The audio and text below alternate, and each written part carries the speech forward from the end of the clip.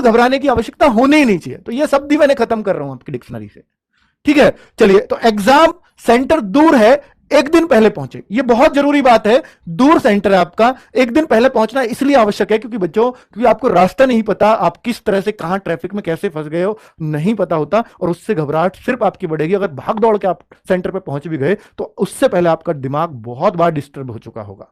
तो इसलिए मैं आपसे कह रहा हूं कि एग्जाम सेंटर दूर है तो भैया एक दिन पहले, कम से कम एक रात पहले तो जरूर पहुंच जाएं, और उस रात जरूर अच्छी नींद लें। कोशिश करें, बाहर रहोगे फिर भी नींद ले पाए, टाइम से सो जाना, क्योंकि लास्ट टाइम तक पढ़ना नहीं है। बहुत सारे बच्चे ऐसा करते हैं कि भैया अभी यही रात अंतिम और यही रात भारी, उस रात में खूब पढ़ेंगे। बेटा, उस रात में पढ़ने का बिल्कुल भी फायदा नहीं होता, ये बात याद रखना। हो सकता है एक दो क्वेश्चन आपको उस रात से पढ़े हुए से मिल जाए, लेकिन निश्चित तौर पर आप पढ़ा हुआ, अपना याद करा हुआ, अपना करा हुआ अच्छे से, वो भी गलत करके आ जाओगे। सोचो एक दो आपको मिल गए नए, वो सही हो गए, लेकिन आपने 5 पिछले आते हुए गलत कर दिए क्योंकि आप अच्छे से सो नहीं पाए हो।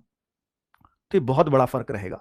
तो इस बात को बिल्कुल नोट करके जाना, लास्ट टाइम तक कभी नहीं पढ़ना चाहिए। मैं तो कहूंगा 24 घंटे पहले एग्जाम से पढ़ना छोड़ देना चाहिए। माइंड को रिलैक्स करिए जितना हो सकता है, वो आपके लिए बेहतरीन रहेगा। और बच्चा, दूसरा सबसे इंपॉर्टेंट पॉइंट है कि अगर आप बच्चों के पास पहुंच गए 1 घंटा पहले, 1.5 घंटा पहले, 2 घंटा पहले अगर सेंटर पे पहुंच गए हैं, तो बच्चों से बात नहीं करोगे तो बेहतर रहेगा।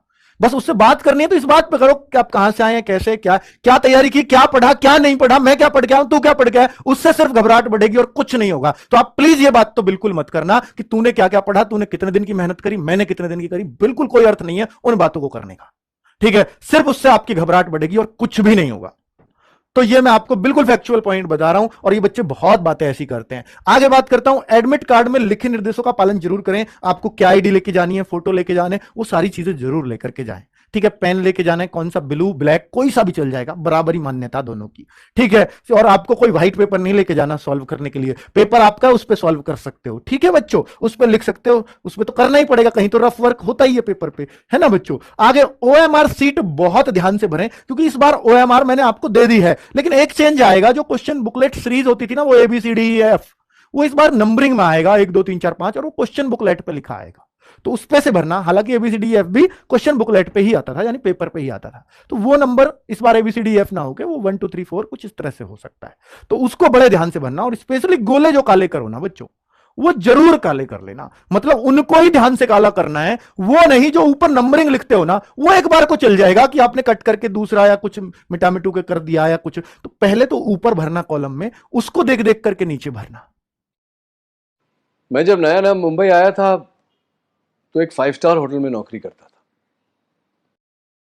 ठीक है। उससे ही आपका सही होता है, वरना आप पहले गोले भरो और फिर ऊपर कॉलम में लिखो, तो उसमें गलती के चांस बढ़ जाते हैं। समझ रहे हो ना मैं क्या कह रहा हूं।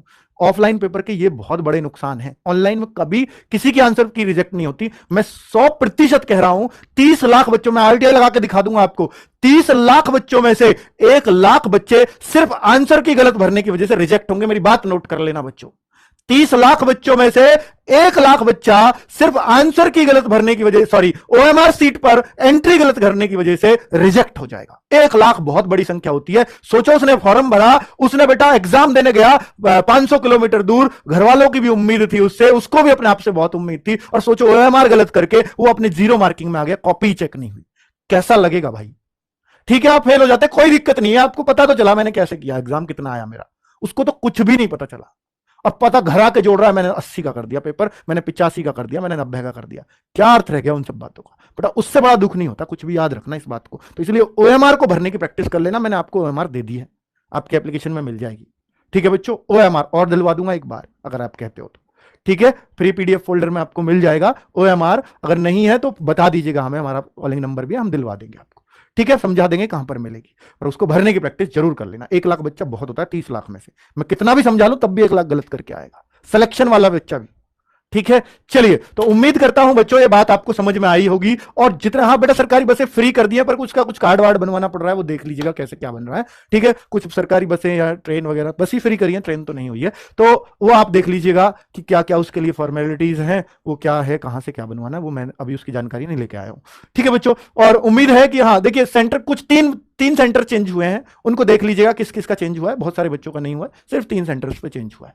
ठीक है, चलिए, तो उम्मीद है बहुत सही आपने ये सारी चीजें सुनी होंगी ध्यान से, सारी बातें आपके काम की, एग्जाम टाइम पे बहुत हेल्प करती हैं बातें, बहुत कॉन्फिडेंस बूस्ट होता है। अगर आप ये अपनी तैयारी पे विश्वास रखना शुरू कर दें, सोच के जाओ कि मैंने जो पढ़ा है मुझसे अलग किसी ने कुछ नहीं पढ़ा, सबको उसमें से ही करना है पेपर, जो आपको जिसमें से करना है। अब सोचिए, उसको भी उसमें से ही पढ़ के वो भी वही चीज आया, मैं भी वही चीज आया हूं, उतना ही उसको याद है, उतना ही मेरे को याद है, हो सकता है 2-4 चीजें उसको ज्यादा हो, लेकिन आप उसको काट सकते हो सिर्फ इस बात से, उस बच्चे को पीछे छोड़ सकते हो जो 2-4 चीजें आपसे ज्यादा भी याद करके आया है, सिर्फ इस बात से कि आप अपने पेपर को बहुत ध्यान से करो।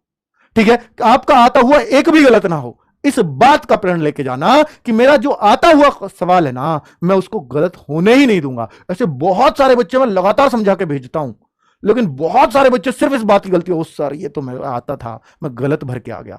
वो ऑफलाइन पेपर में ऐसी गलतियां बहुत होती हैं, ऑनलाइन में तो आप अपना आंसर एक बार चेंज भी कर सकते हो, ऑफलाइन वाली में जो भर दिया वो फाइनल होता है। ठीक है, तो ध्यान रखना इन सब बातों का। मुझे उम्मीद है कि आप बहुत अच्छा पेपर करके आओगे, नहीं भी करके आए तो अपना बेस्ट दे करके आओगे, और जो बच्चा अपना बेस्ट दे करके आता है वो कभी भी ऐसे उसको निराशा हाथ नहीं लगती बच्चों। ओके बच्चों, बाय बाय, नमस्कार।